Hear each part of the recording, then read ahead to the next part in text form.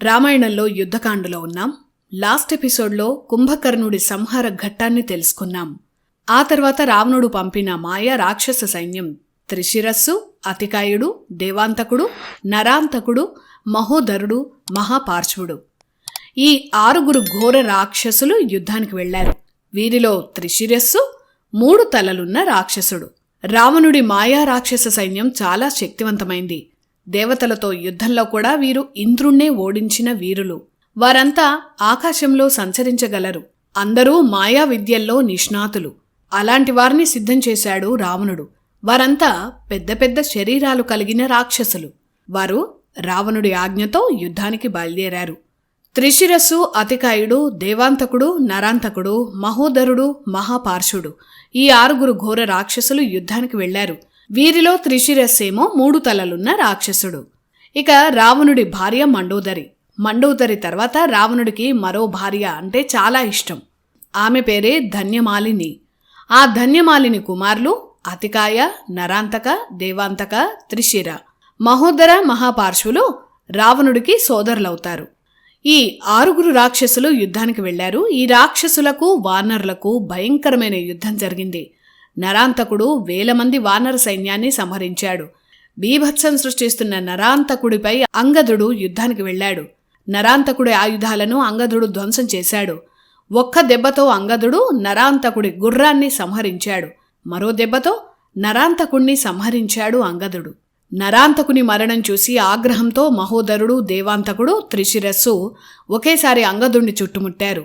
3 ఒకేసారి ఆయుధాలతో దాడి చేశారు. ఇది దూరం నుంచి చూసిన హనుమంతుడు, నీలుడు వీరిద్దరు అంగదుణ్ణి కాపాడేందుకు వచ్చారు. హనుమంతుడిని చూసిన దేవాంతకుడు అతనిపై యుద్ధానికి వచ్చాడు.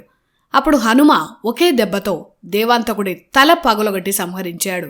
మరోవైపు నీలుడు ఒక పెద్ద వృక్షంతో మహోదరుణ్ణి కొట్టి సంహరించాడు.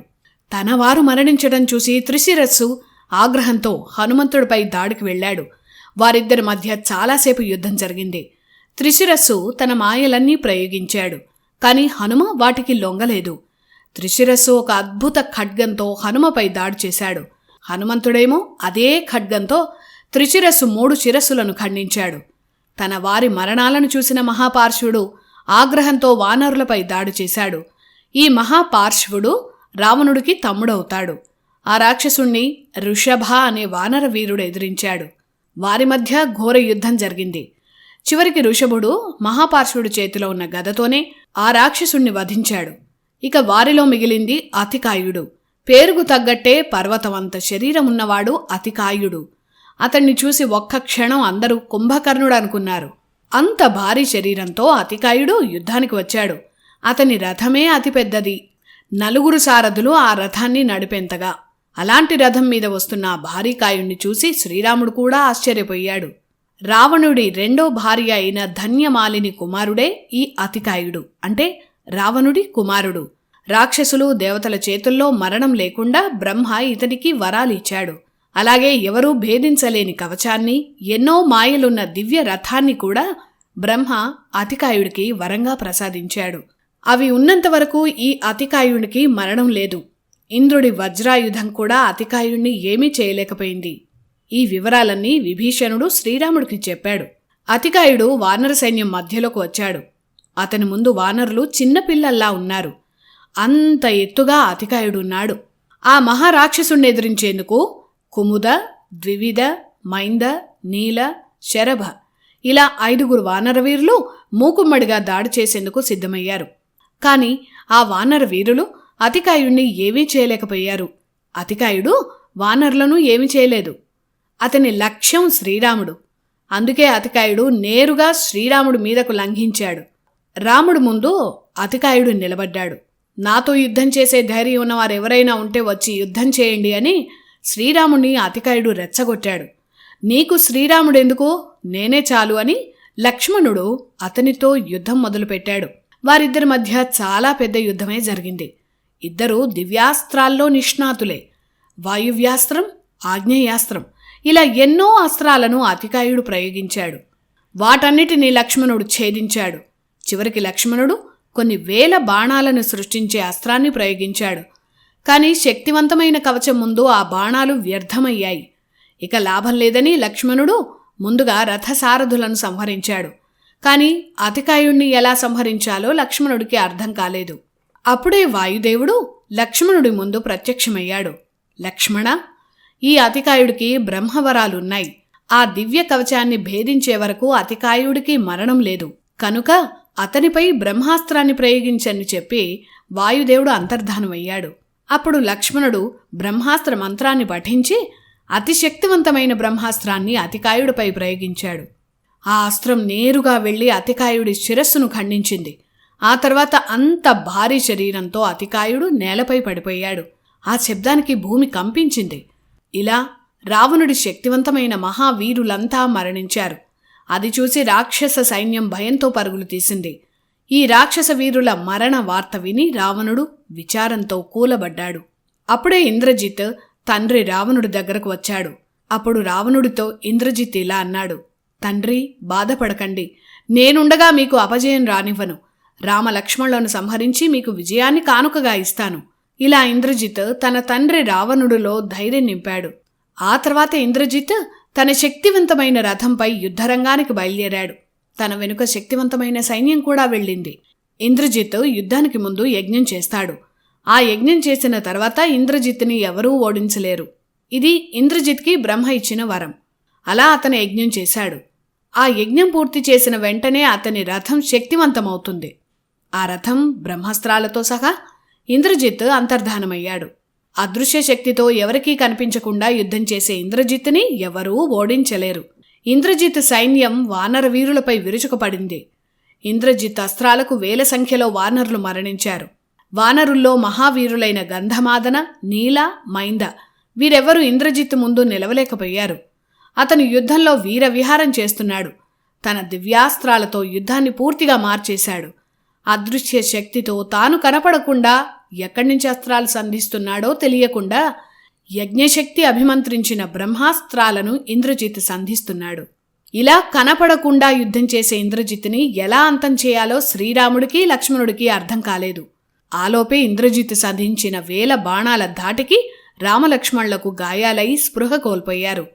అది చూసిన ఇంద్రజిత్ రామలక్ష్మణులు ఓడిపోయారన్న ఆనందంలో సంబరాలు చేసుకుంటూ లంకకు వెళ్ళిపోయాడు. అప్పటికే వానర సైన్యం పరాజయంతో దిగులుతో ఉంది. అప్పుడు విభీషణుడు వారికి ధైర్యం చెప్పాడు. రామలక్ష్మణులు మరణించారేమోనని వానరులు భయపడ్డారు. కాని అది మూర్ఛ మాత్రమేనని, త్వరలో ఇద్దరూ లేచి నిల్చుంటారని విభీషణుడు చెప్పాడు.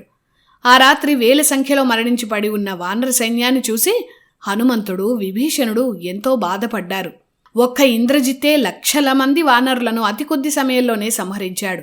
వారిలో బాగా దెబ్బలు తగిలిన జాంబవంతుడు హనుమంతుడు బాగున్నాడా అని విభీషణుణ్ణి అడిగాడు. అప్పుడు విభీషణుడు ఇలా అన్నాడు: జాంబవంత, రాముడు, లక్ష్మణుడు, సుగ్రీవుడు వీరి గురించి అడగకుండా హనుమంతుడు ఒక్కరి గురించి ఎందుకు అడిగావు అని. అప్పుడు జాంబవంతుడు ఇలా అన్నాడు: విభీషణ, హనుమంతుడు ఒక్కడుంటే అందరం గెలుస్తాం. ఈ యుద్ధం గెలుపుపై ఆశ ఉంటుంది. హనుమంతుడు లేకపోతే ఈ యుద్ధంలో గెలవడం అసాధ్యం.